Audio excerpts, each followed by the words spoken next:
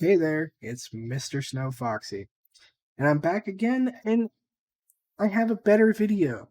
And this is going to be teaching you how to set up infinite power in FTB Plexiglass Mountain. So to get started, this is the what I like to call the tier 1 infinite power generator. And it uses a combination of thermal series and mechanism, meaning that if you are playing on another mod pack that has both of these mods, then this will most likely work across mod packs. And for this setup, we have a single large spruce tree. You can plant this by 2x2 of spruce saplings for those who haven't played Minecraft in a while. And these little bad boys here are arboreal extractors. What they do is they are placed on the logs and will, when they're lit up like this with this amber color, they will produce liquids from certain tree types. And in this case, it will be resin from spruce, sap from dark oak, resin from acacia and oak, as well as birch, and then latex from jungle logs. But what we're after is the resin, which is why I chose a spruce tree so you can grow them in this thick boy pattern. So we have 8 arboreal extractors here that every so often they'll basically spit out a little bit of resin. We have that resin being sent via the pipes in mechanism to a fractionating still. It's currently out of it, but when it gets enough resin in here, it will process that resin into one of 2 outputs: tree oil and a chance to get rosin, which is a solid fuel. From there, we have 2 fuels that we need to get rid of that we can burn.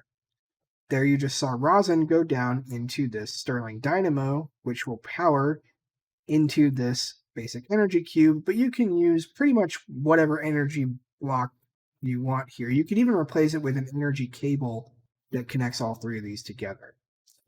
But we also have a pipe going out of the top, a liquid pipe going out of the top of the fractionating still, going into a compression dynamo.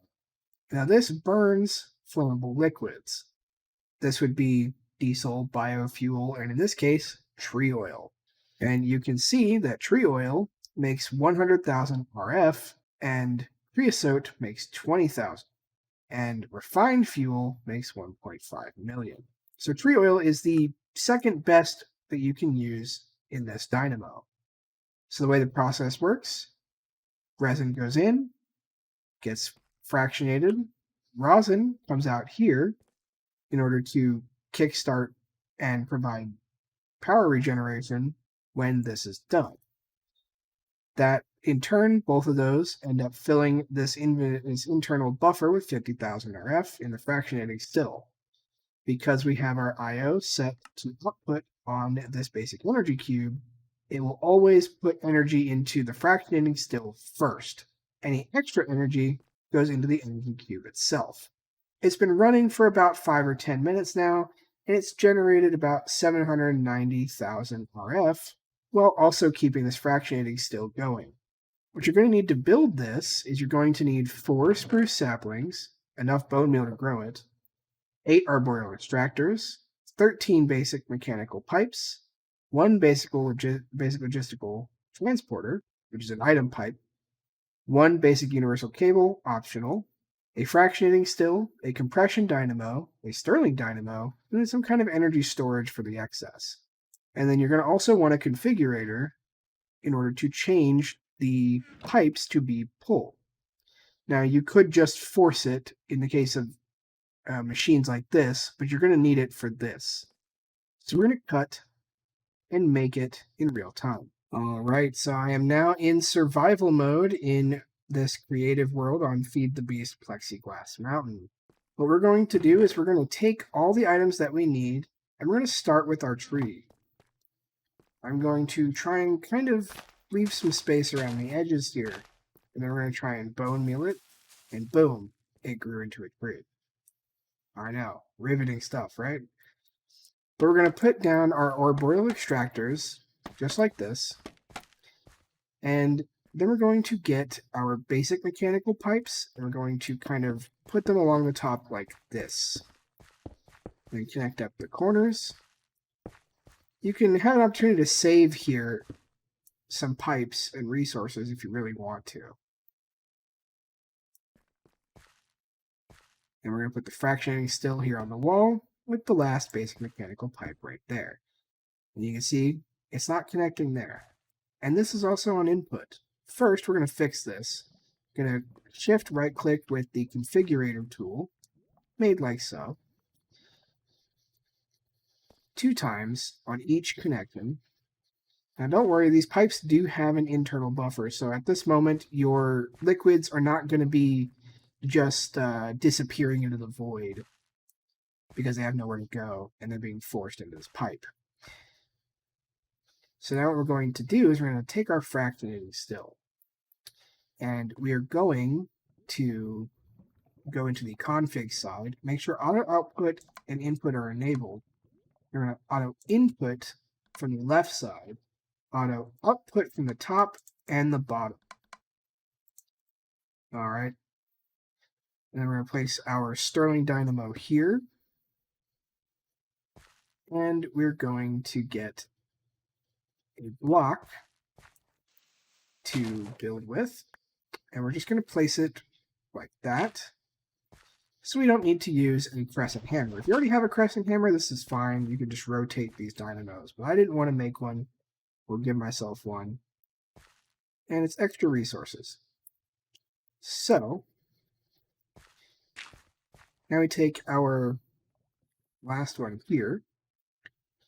We're going to take our logistical transporter.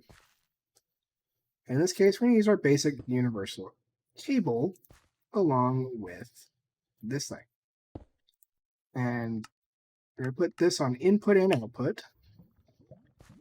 And it does seem like I missed just one mechanical pipe. Just like that. And then we're going to output like so. And do the same thing here. And you realize nothing's happening. Well, that's because we have no power. Okay? You're going to need to take yourself some kind of solid burnable. I recommend just a piece of charcoal or something. You're going to pop it in there. And now you're going to start powering up your fractionating still. And once that is done, it's going to make that first bit of tree oil and activate our compression dynamo. And you can see there's nothing in here. There's just a constant 80 FE per tick because it's going in and going right back out to fill this first. And you can see in the time that we've built this, we've saved up quite a bit of resin, which is good. You want to have a sort of buildup of resin so that you can have stuff like this. Now, this will pretty much be self-sufficient. And all you need to do is expand your resin production and upgrade your extractors, then upgrade your machines, your fractionating stills, then upgrade your dynamos. Then you can think about adding new fractionating stills and dynamos into down the line to increase your power production. Because unupgraded, this compression dynamo generates 40 RF a tick, just like this Stirling dynamo when it's burning. And I recommend a hardened integral components. They are made just like this, with a gold gear, 2 redstone, 4 iron bar ingots, and any 2 glass of your choice. And that will make its output 80 RF a tick, which will help keep this fractionating still going and charge this energy cube faster on the little amounts of fuel that it gets. So that's how you build a clean, renewable green energy source that is basically infinite power and infinitely expandable as long as you have the resources to do it.